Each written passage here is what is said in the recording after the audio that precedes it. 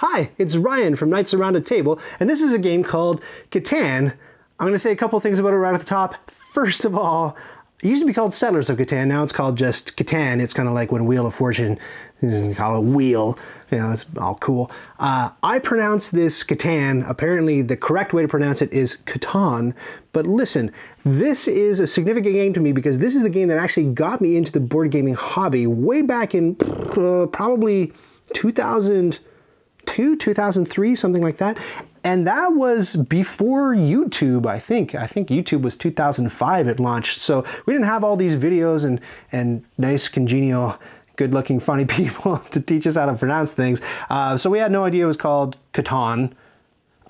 So, you know, we called it Catan with, I think, what linguists call the obnoxious A, which you'll also find in Nacho and Chimichanga. So I call it Catan. If you're having trouble with that, deal with it.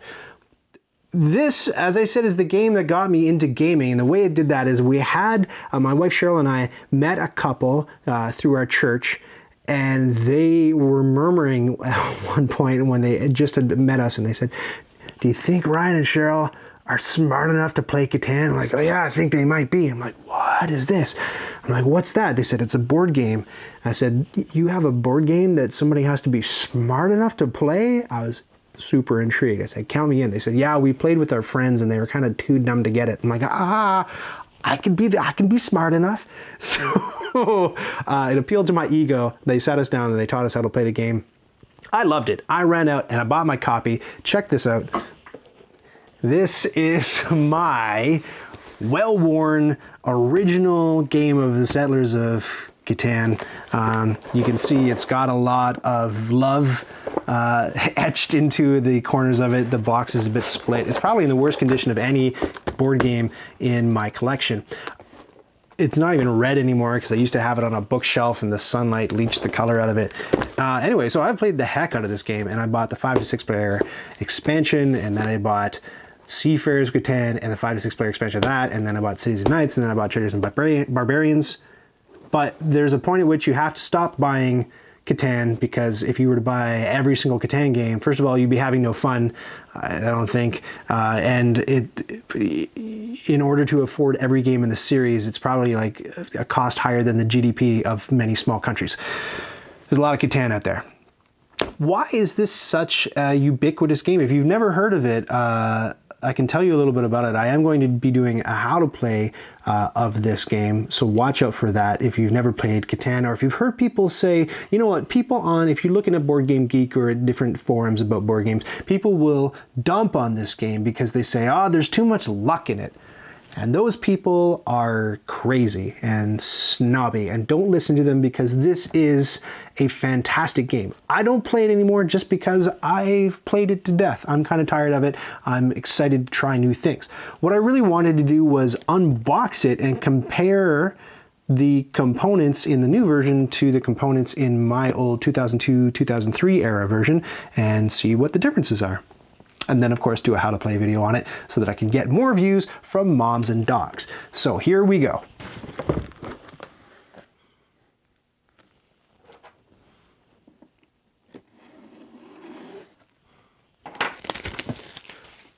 Unlike like Carcassonne, Catan isn't actually based on a real place. You know, it's got artwork that will remind you of Pilgrims and Pioneers, but it's a fictional island like the Isle of Sodor, where Thomas the Tank Engine and friends live.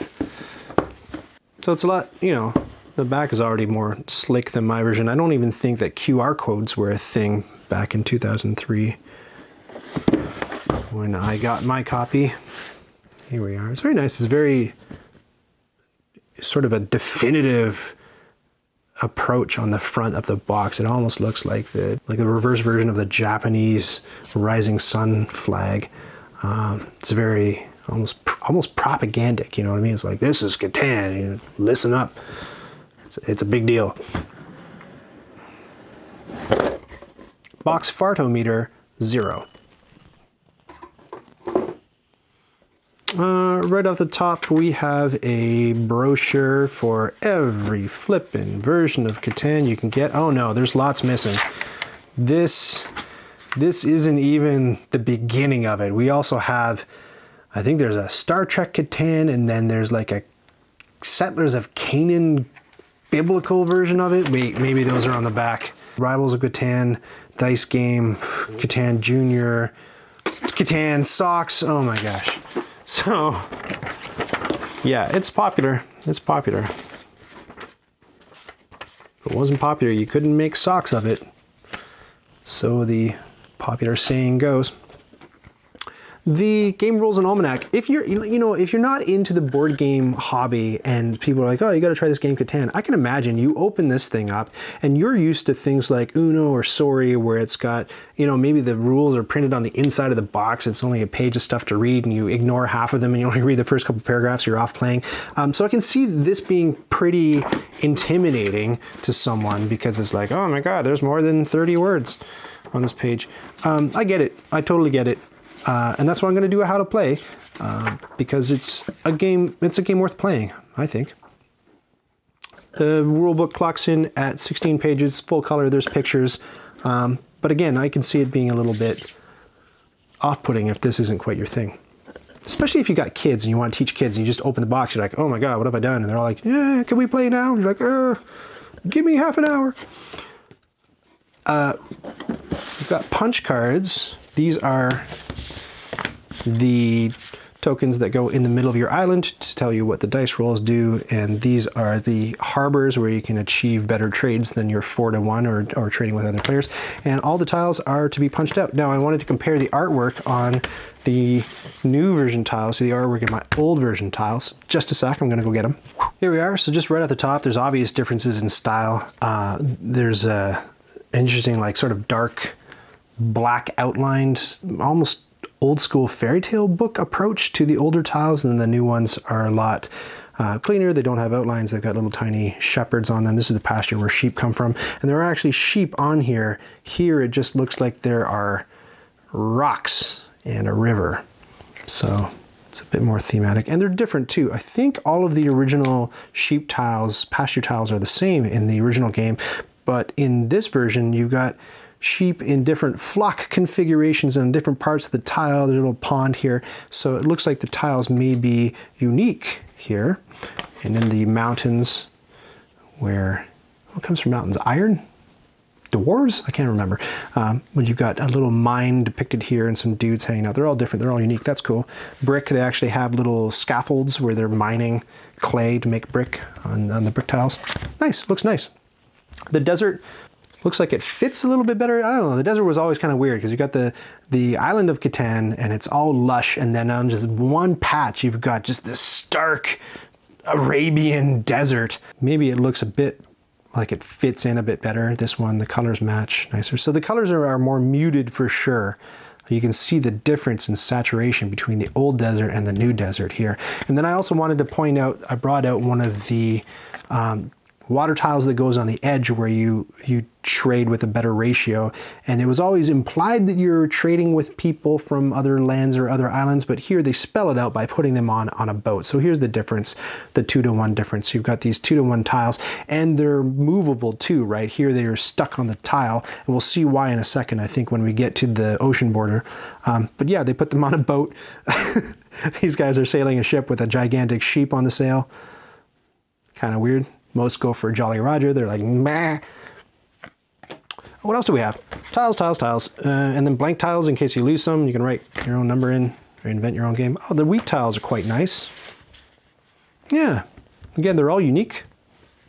It's lovely. Look good. Nice artwork. Beautiful artwork. What else do we have? These are the player guides. These were just thin cards in the original game, and in this one they are thick on cardboard. Same with the longest road tile and the largest army tile. There's new artwork on both of them, and they're on thick card instead of thin. Wait a second, let me compare. I was wrong, they are on tiles in the original game. I don't know why I remember them thinner, but you can see that there's a distinct improvement in the artwork from the old version to the new version. The new version, all the player guides are color-coded. That's pretty nice. And they're just, I mean, this is like a brutalist design on these cards. It looks a lot nicer in the newer version. The buildings and structures here are depicted in 3D. Here they're 2D and a little bit kind of like Excel spreadsheet looking. So this looks it just looks a lot nicer than new artwork. So it's a definite improvement. On the next board, yes. So here's one of the major adjustments / improvements to the game is, oh, interesting. I'm gonna make a couple guesses here, I might not be right. But in the original game, in order to set up the border of the island, it was a bit of a pain in the butt. Here, I'll show you. Because you had a ton of individual water tiles and you had to make the border of it, and you had to remember in order to make the border that there were like 6 tiles down the middle and then 5 and then 3 and then 2, I think is how it went, if memory serves. And you had to kind of make the shape and then deal within. Anyway, it was more challenging than it needed to be. So now they've made this nice jigsaw style border. But what I didn't like about this border is that the 2-to-1 and 3-to-1 trading harbors are baked in to the border. And one of the nicest things about Catan is that it has this modular setup. So I didn't like that, but it looks like because we have that other card, again, I'm just guessing, but it looks like because we have this other card and we can punch these ships out, they're the same ships as on here, it looks like we can cover these up with those ships and make it a modular harbor layout, and that these are baked into the puzzle border for like your first couple of plays while you're still learning the ropes. That's my guess. Now if that's accurate, then that's cool. That's a great improvement to make it easier for new players. Smart idea. This is a sticker. Huh, that's interesting, a decal.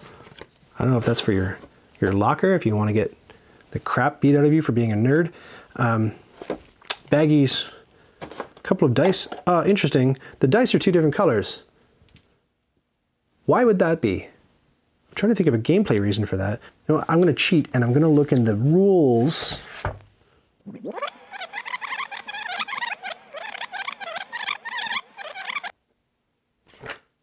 I don't know. I don't know why the dice are 2 different colors. Maybe that plays into an expansion thing, but I can't remember it being necessary in the original game. Comment below and set me straight. I know you will. Here is a deck, 1 out of 2 decks of cards. It's probably about 50,000 cards in each of these decks. I'll crack one open right now. The backs look the same. I'll compare it with the old version. In the old version, you actually get a box for your deck of cards. I don't know if it's necessary, and it gets all beat up, but here is the back of an old card and the back of a new card, so same artwork on those. But I'm betting, oh yes, well, look at the difference in the 2 brick cards. I mean, quite a bit nicer, I think, the new one. It looks nice. That border is really beautiful. Yeah, very nice. We should find, yeah, they've done new artwork for the library and Great Hall, Chapel University. The Monopoly card, which if you've played the game, you know is so sweet. The knights all look nice. And there's some unique knights on there too. It's not all the same artwork on all of the knight cards. Yeah, very nice. The wood looks to be about the same. You've got a bunch of roads in here and a bunch of cities and settlements in here. And then one big social justice change they made to the game, which I think is pretty key and was probably a good idea. The robber is now gray, and in the original versions of the game, the robber was black, which, I mean, come on. So they changed the robber color to gray, probably for the best. Good idea, everybody. And there it is. That's everything that you get in the box, the new version of Catan, or Catan, if you're an absolute insufferable nerd. It's an excellent game. I'll do a how to play if you've never played before, and if you have played before, I'll do a great video that you can show to your mom or your dog to play with them later on, and hopefully get them hooked into the fun but absolute money and life-sucking hobby that is designer board games. Thanks for watching. Did you just watch that whole thing? Oh, hey, to 100% this video, click the badge to subscribe, and then click the bell to get notifications when I've got new stuff.